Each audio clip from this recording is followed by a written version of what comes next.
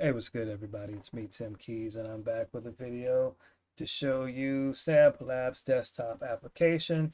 Now, if you remember the other video, or if you followed me and you saw my other video, you know that Samplab has a VST application that allows you to take audio and convert it to MIDI.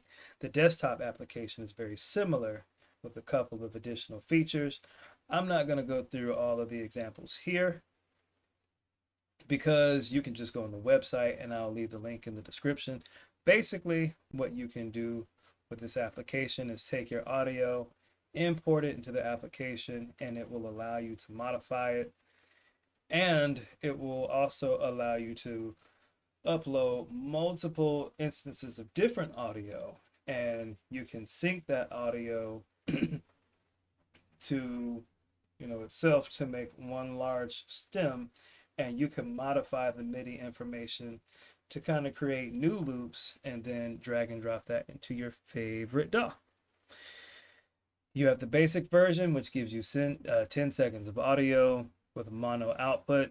You have the premium version for roughly $8 a month that will allow you to have up to 100 seconds of audio with a stereo output.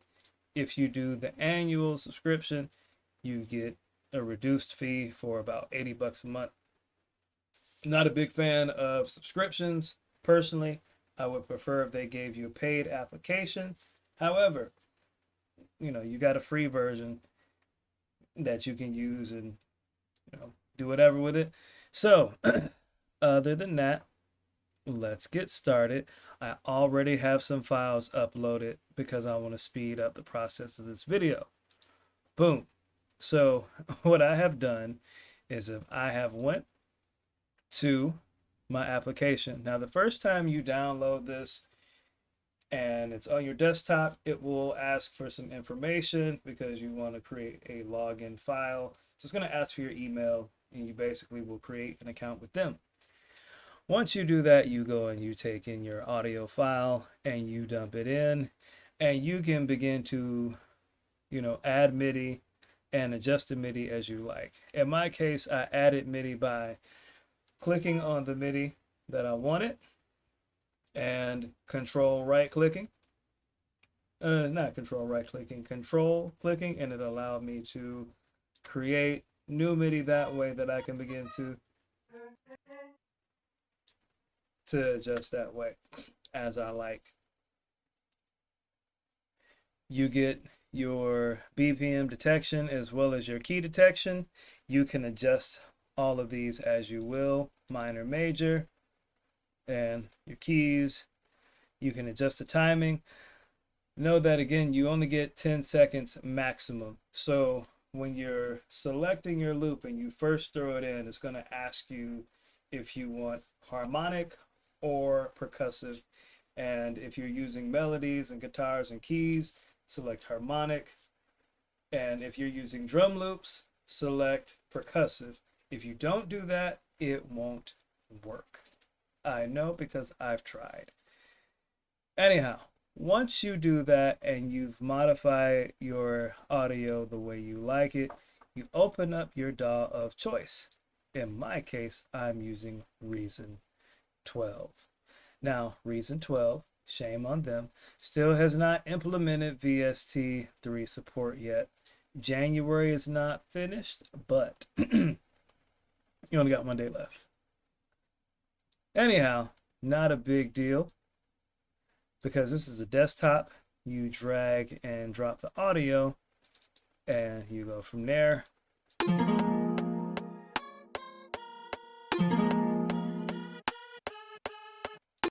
So that's that for the audio.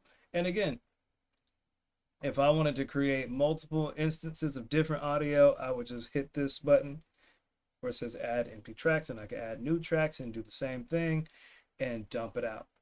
However, if I wanted to take the same information and convert it from audio into MIDI and then dump that MIDI out, I have to do an additional process using Samplab's VST. Reason still doesn't have VST3 support. That's okay.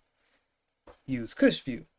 With Cush View, you can You can use it as a bridge or a host, if you will, to host all of your VST3 applications, upload them from there.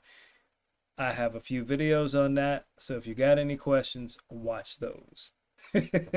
Or watch Few Elements videos, because there are quite a few different videos on that. Anyhow, you open up the VST, you go here, click on your file, your folder, pick your folder, pick the information. You're going to go from there and convert it. You have the option of doing high quality or low quality. Wait, April Fools, you can only do low quality. So we'll cancel right now. Once your information is converted into audio, or pardon me, into MIDI, you're going to take that MIDI and you're going to drag and drop it down into your DAW. Now keep in mind, I'm going to show you something real quick as I'm doing this process. I'm going to open this up and open this up. As you can see, now I've already done this prior to, where I added these points in, but these were the additional MIDI notes that I added in the software. These 8 notes. And if you notice here, they've given me some different notes, and it's not on pitch. Quiet, buddy. So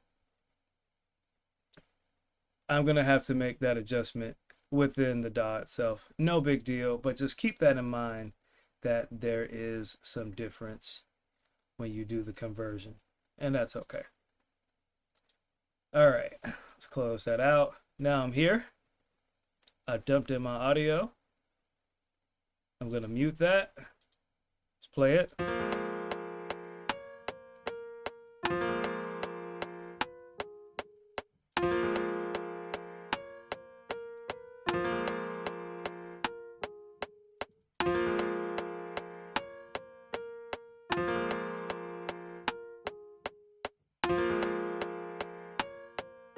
Now, the nice thing about having this as MIDI, I can change the information or the instrument to make it play whatever sound I like. So I'm going to go and load up a different instrument. Throw it on my MIDI track. Use an algorithm.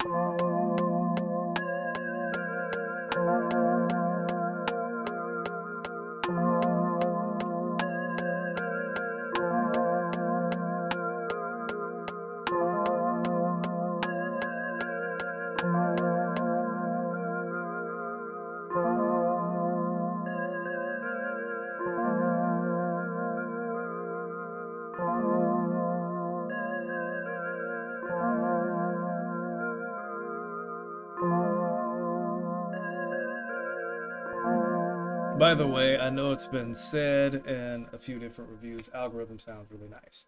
But yeah, that's pretty much it. That's Samplab, and if you compare the audio,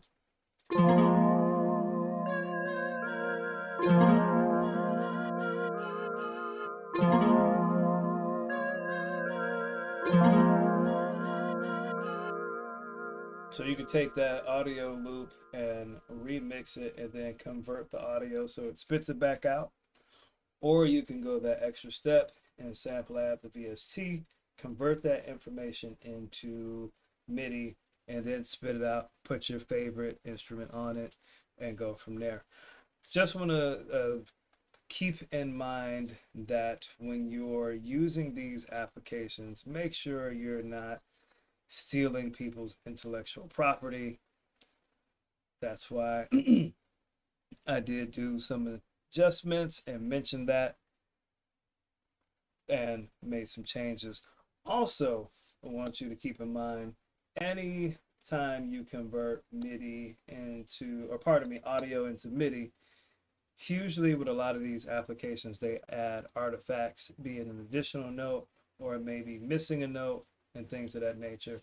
That's okay. In my opinion, that's part of the process. And again, it can help you keep things legal, because we don't want to encourage stealing other people's work. However, if you want to take those loops and kind of like change them, like you really like the sound of the loop and the bounce, but you don't necessarily like the instrument that was used, or you want to try a different instrument to see what that would sound like, this is a perfect way to do it. So shout out to Samplab. This is a great product. Thank you for making it free. It's a great alternative to Melodyne, Ableton, and yeah, even RipX.